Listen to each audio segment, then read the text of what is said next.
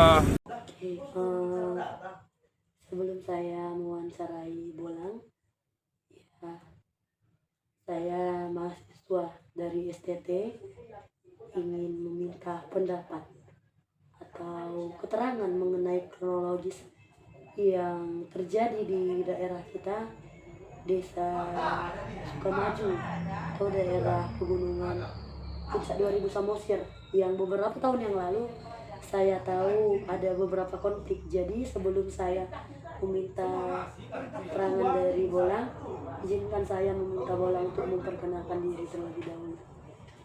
Baik, nama saya Lloyd Reynold Ginting. Pada tahun 2020 itu tiba-tiba muncul sebuah perusahaan yang mengaku bernama PT Bibit Unggul Karobiotek, di mana pada saat itu direkturnya bernama Mujianto. Mujianto ini seorang suku Cina. Dia mengklaim memiliki hak guna usaha atas nama PT Bibit Unggul Karobiotek seluas 89,5 hektar di wilayah Desa Kacinambun.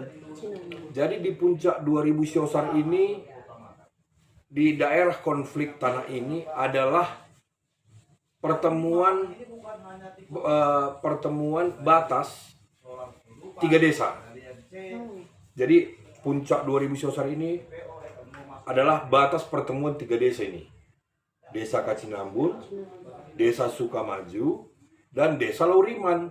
Ternyata PT Bibit Unggul Karobiotek ini juga mengklaim tanah 200 hektar lebih di wilayah Desa Sukamaju.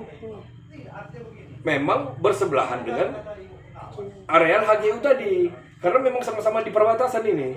Yang 240 hektar ini pun adalah ujung dari wilayah Desa Sukamaju. Jadi memang pertemuan batas antara Sukamaju dan Kacinambun. Jadi kalau disatukan memang udah bersatulah HGU dengan areal Sukamaju yang 240 hektar ini. Namun areal yang 240 hektar ini, dia statusnya yang mereka pegang sebatas surat jual beli yang diterbitkan oleh notaris.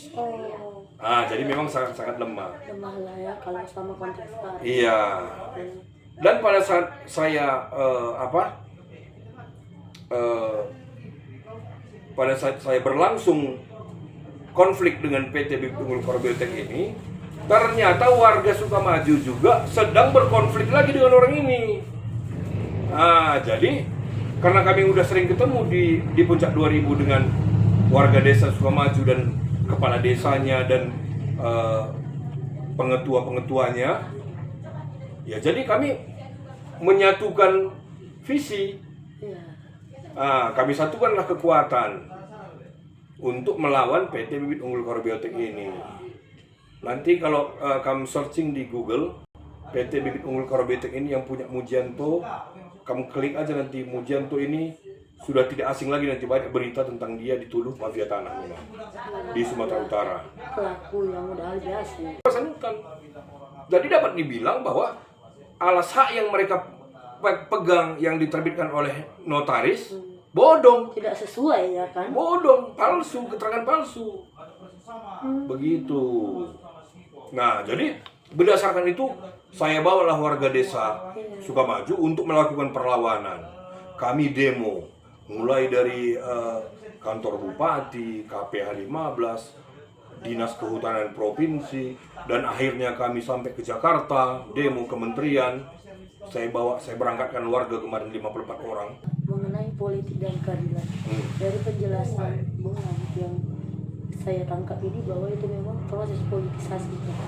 Jadi mengenai keadilan, sejauh dari proses atau perjuangan, baik dari Bolang sendiri yang merupakan keluarga yang mengalami ketidakadilan tanah di situ, begitu juga dengan masyarakat di Sukamaju. Bagaimana menurut Bolang dengan proses yang begitu lama, bahkan sampai sekarang tidak ada kejelasan atau verifikasi yang kamu bilang tadi. Ya, itulah mirisnya kita, itulah masih lemahnya negara kita ini dalam menegakkan peraturan. Kalau peraturannya semua sudah bagus ya, sudah lengkap. Undang-undang kita, peraturan-peraturan menteri kita, baik itu misalnya diterbitkan lagi juklaknya, petunjuk pelaksanaannya. Kalau itu semua yang kupelajari sudah bagus. Tapi mental aparat kita ini, eksekutornya itu yang masih mental, ya bisa kita bilang masih mental maling lah saya bilang. Jadi nggak aneh kita melihat kondisi negara ini sekarang seperti ini, masyarakat sekarang kehilangan kepercayaan.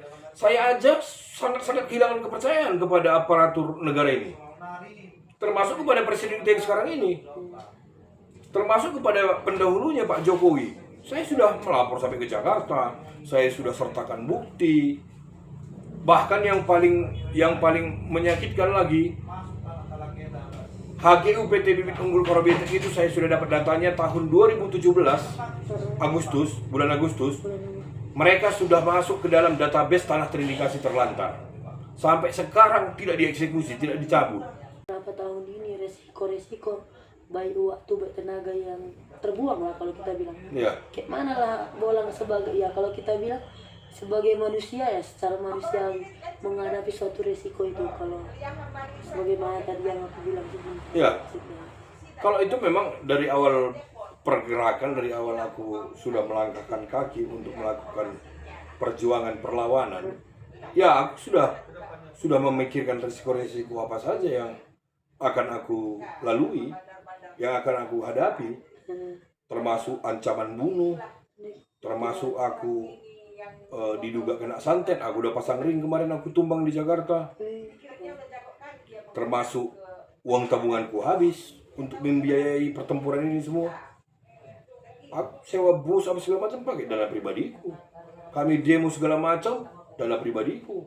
Memang ada juga bantuan dari kampung, dari masyarakat, orang itu patungan. Tapi lebih besar selalu aku mengeluarkan anggaran. Ya, itulah konsekuensi daripada perjuangan. Aku sudah pernah dikondisikan untuk dibunuh oleh pembunuh bayaran. Karena nggak main-main loh Mujian tuh ini. Kalau kamu baca aja di Google, Tamin Soekardi melawan dia meninggal. Armen Lubis orang Belawan melawan dia meninggal. Kemarin dia masuk penjara, dituntut jaksa, dia 9 tahun penjara. Jaksa penuntutnya meninggal. Tahun 2014 apa 2015 ada juga kasusnya, diputuskan hakim dia bersalah. Meninggal juga hakim itu, kecelakaan. Ngeri, memang kalau menghadapi dia, puji Tuhan lah, bersyukur aku masih sehat. Walaupun aku udah pasang ring. Dan aku berterima kasih juga kepada Mujianto, karena dia aku sudah berhenti merokok. Kayak gitu. Karena kalau udah pasang ring nggak boleh lagi merokok, kata dokter. Jujur lagi. Saya Edi Arguna Ginting, umur 29 tahun, berdomisili di Desa Sukomazu, Kecamatan Tikapana, Kabupaten Karawang. Jadi kenapa bisa menjadi korban? Ceritanya pada hari itu adalah dibilang kegiatan dari kampung melakukan gotong royong di Puncak 2000. Jadi tetapi di hari itu aku memang nggak ikut. Aku posisinya pas lagi di kampung. Cuman pas tepat jam kira-kira jam 12 siang lah, kira-kira jam makan, biasalah jam makan ke warung, buka-buka HP, scroll Facebook.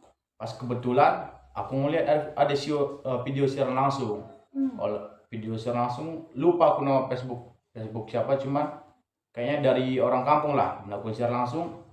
Jadi dari video siaran langsung itulah udah aku lihat keadaan di situ udah memanas. Ada sebagian orang tua udah histeris, nangis-nangis. Terus aku lihat lagi ada lagi sebagian orang yang aku sih kurang paham juga sebenarnya pas kemarin itu orang itu siapa. Cuman yang aku lihat ada beberapa orang yang memakai pakaian serba hitam lah, udah pakai masker, pakai topi, pakai jaket. Ada juga kulihat yang orang bawa senjata tajam. sudah terlanjur. Jadi dari situlah awal mulanya timbullah perasaan di hati kan. Pas posisi itu mamaku juga ada di situ, di puncak 2000 itu. Jadi langsung tergerak lah hatiku untuk mendatangi lokasi tersebut gitu.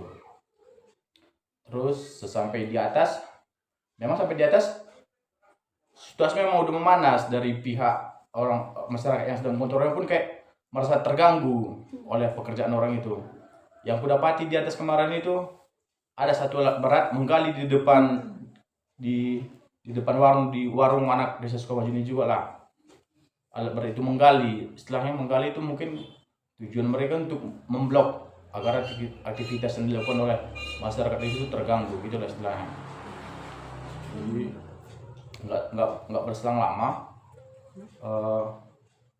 nggak sempat juga aku tanya apa masalahnya, apa yang terjadi itu enggak. Cuman aku fokus ke mamaku mana gitu. Jadi ketemu, udahlah masuk kami ke warung itu. Udah aku dengar banyak orang teriak di luar. Jadi mau ku hampiri keluar, aku nggak dikasih, ditahan. Pas aku mau keluar ditahan lagi masuk. Ada 3 kali aku mau mencoba keluar, cuma nggak dikasih memang.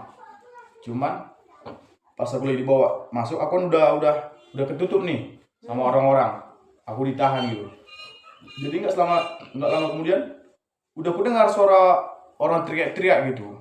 Ya, ada yang bunuh lah, ada yang mana orangnya. Tapi memang sekilas memang aku nampak udah banyak orang datang bawa par dari seberang gitu.